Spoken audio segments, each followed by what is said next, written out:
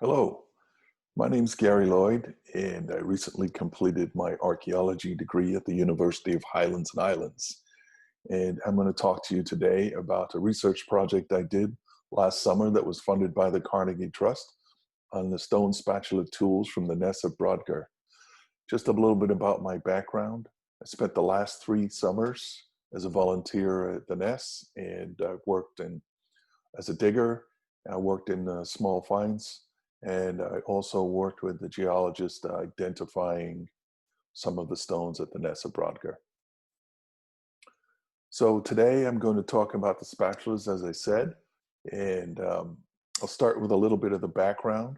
I'll talk about the aim of the project from last summer, identifying the spatulate tools, the raw materials that were used, manufacturing techniques, and some of the potential uses.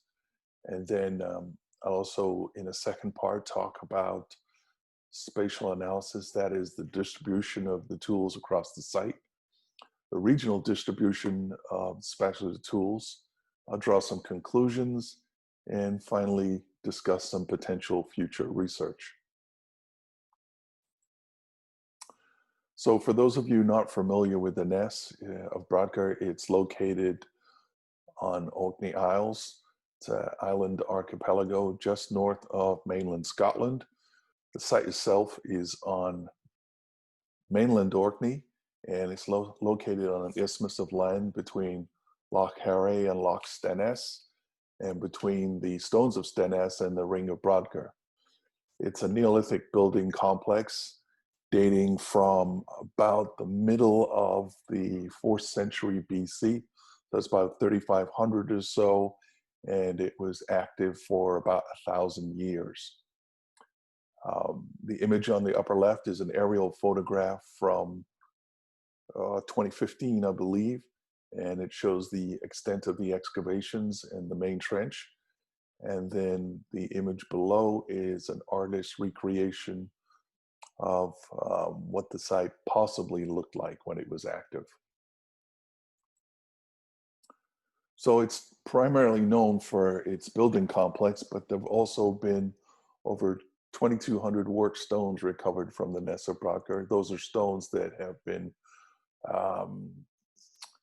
worked. They've been impacted by human use. And those are everything from stone circular discs to polished axe heads to hammerstones and everything in between. Of those 2,200 work stones, over 600 of them are so-called coarse stone tools. And those are tools that are generally made of sedimentary rock, and they're made through grinding, chipping, flaking, or pecking. And I've got some images here from the Orkney Stone Tools website, and it shows you some of the kinds of coarse stone tools that we find at the Ness of Brodgar. On the upper left is something called a multi-hollow cobble. Its faces are concaved. The center image is fractured hammerstone. The image on the right is a scale knife, which is made by flaking a beach cobble in creating a tool with a sharpened edge. And the bottom left is a facially pecked stone. This one was probably used as an anvil. So if you're interested in coarse stone tools, there's a great book by Anne Clark, Stone Tools in the Prehistory of the Northern Isles. It talks a lot about coarse stone tools and how they're made, where they've been found. And then the Orkney Stone Tools website has everything about everything related to stone tools in the Northern Isles. It's a great site. So what I was interested in were the 80 or so spatulate form of tool or preforms of tools. Some of the finds were pebbles or partially shaped stones, but not complete spatulas yet. and they range in form from simple to complex, which I'll talk about in a minute. There is evidence of the simpler form of this tool at other sites in Orkney, and to date, the function of the spoon-shaped tool is unknown. So the project aim is a general statement here, was to conduct an assessment of the stone spatulate tools recovered from the Neolithic site of the Ness of Brodgar. So what does that mean? Well, each season, each of the stone tools would have been identified, cataloged, measured, and described. But in the case of these tools, they hadn't been looked at as a complete assemblage, and that's what I wanted to do. Want to get an idea of the different shapes and forms, possibly how they were made, the raw materials that were used, and maybe even try to understand what they may have been used for, and finally take a look at the distribution of these tools across the site and see if there were any similar tools outside of the site and within the Orkney region.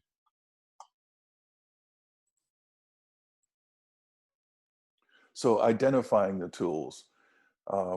They're groundstone tools, that is, they're ground into shape.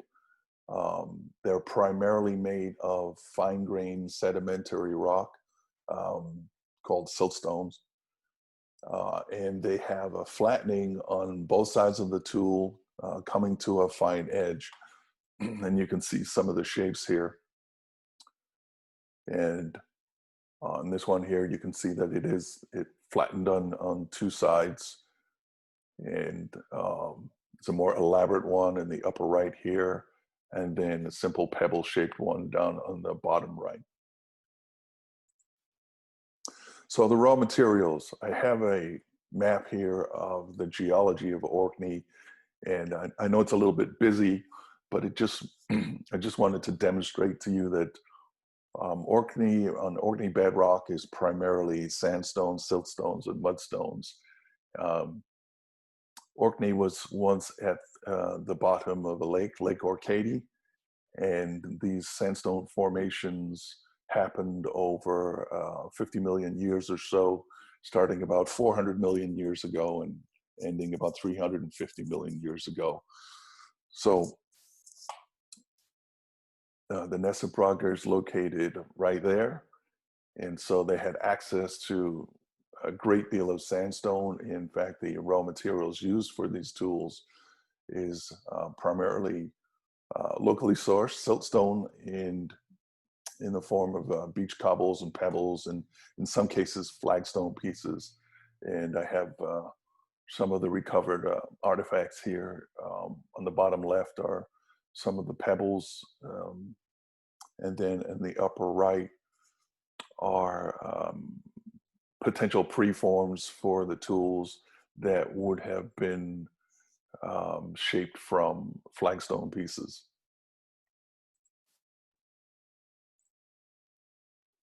So when we're looking at the shapes of these tools, they range in form from simple pebbles to bigger cobbles. Then we have some more shaped tools that are ground on the edges, and you can see some of the beveling here on this tool. I call these handles just because that's what the shape appeared to be. And you can see in this case it's a broken one, and it probably had an extension up here. Though these look like handles, they also look like they've been ground at the edges. And then finally we have the spoon-shaped tools. If we look at the range of spatula shapes that we have from the site, from simple to complex, we could start with a simple flattened pebble, an elongated cobble, a pebble here that's been smoothed at the end. There's a shaped pebble that's also been smoothed at the end here. To the more complex shapes. This one is rounded and ground along the edges. There's a simple spoon-shaped one, a little more elaborate spoon-shaped one, and then finally, probably the most elaborate spoon-shaped we have at the site. Now, if we also group these into their possible mode of manufacture, we have the simple ones, which seem to be of expedient design, and Jenny Adams defines expedient design as shaped through use, usually pebbles or cobbles that were the right size and shape and texture to be used as a tool for smoothing. And then we have the strategic design. And these seem to be the more complex ones that have been shaped with the design in mind. Now, if you look at the manufacture of the expedient design, and here's the two of the cobbles that I had in the earlier slide. And you can see, as I showed you before, that the end of this one has been smooth, and this one has been smooth too. And if we turn them on profile, you can see that they are flattened at the ends here, having been shaped or smoothed on both sides. And this would have been caused by a motion back and forth that ultimately gave these pebbles and cobbles the spatulate shape. Well, if we look at the strategic design, I've arranged a group of artifacts here that were recovered from the site, and they kind of demonstrate that the way these strategically designed spatulate tools may have been made. So we have a pebble, a cobble on the left-hand side there that is a desirable shape. It then may have been chipped along the edges, as we see in this example. After being chipped, it would have been shaped flat, smoothed along the sides through grinding. And if we blow up this section here, you can see the scratches along the face of the rock that have been made here in an effort to flatten it out. And I have this broken spoon-shaped one here, and it's got a great example of all the abrading and scratching and shaping that would have taken place with this particular example. And I've got the arrows here showing all the different ways that this would have been abraded to make the desired shape. And if we go back to this example, I've modified the image a little bit to try and show the scratches a little bit better, and also show that though this has been chipped here, it was likely chipped and then abraded into shape. As you can see, the scratches here actually go over the edges of where the chip ends. So those edges have been smoothed a little bit rather than being sharp that the way they might have been when it was first chipped. And then finally, it would have been ground into a shape, something like this. So you can see the whole progression from a pebble or cobble that was a desirable shape, and then it's been chipped and smooth and shaped and ground into ultimately the shape here. So if we look at the two manufacture methodologies again, they have the expedient design, which are primarily the simple spatulas. They're beach pebbles and cobbles, usually with very smooth surfaces. As we said earlier, the raw materials are siltstone, is really fine-grained sedimentary rock. And the polished and smooth ends of the tools suggest that they may have been used for fine polishing or grinding or working on soft materials. And then they also may have been used for burnishing, and that's for putting a gloss on pots. And if we look at the strategic design, they're generally more complex and they're made to a specific shape. The majority of these have been found as fragments, so we're not sure if that's an indication of use or the fragility of the tool. There doesn't seem to be any signs of hafting. There's very little or no apparent macroscopic use where some minor chips along the edges. You can see the chips here on this one. But it doesn't look as if they have been used extensively as tools rather. And there's also little macroscopic evidence of foreign substances, except for this one spoon. And you can see the dark at the end there. Change the image a little bit. Here you can see the dark a little bit better. It's also got some chipping along the edge here. And if we blow that up, you can see that this appears to be either char or some maybe burned material along the edges there. And we also have the chipping along the side. Not sure if this is an indicator of primary use or secondary use, or like the example I showed before, was perhaps chipped. And as you see, once again, these edges are slightly smooth. So it was chipped and then smoothed or used again. So the lack of use wear and evidence of foreign substances on these tools makes it difficult to understand how they may have been used. Now there are ethnographic examples of similar shaped tools made of wood or bone that have been used as pottery tools, spreaders, for hide preparation, mixing pigments, fine grinding and polishing and burnishing.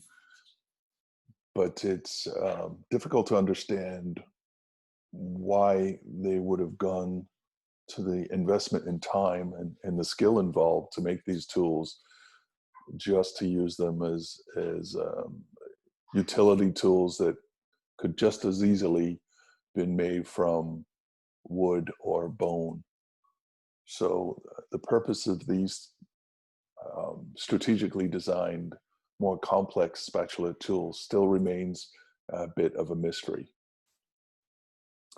So that's the end of part one, and giving you a little background on the site in Stone Tools and Spatulate Tools, and talked about the raw materials that they were made from, possible manufacturing techniques, and possible use.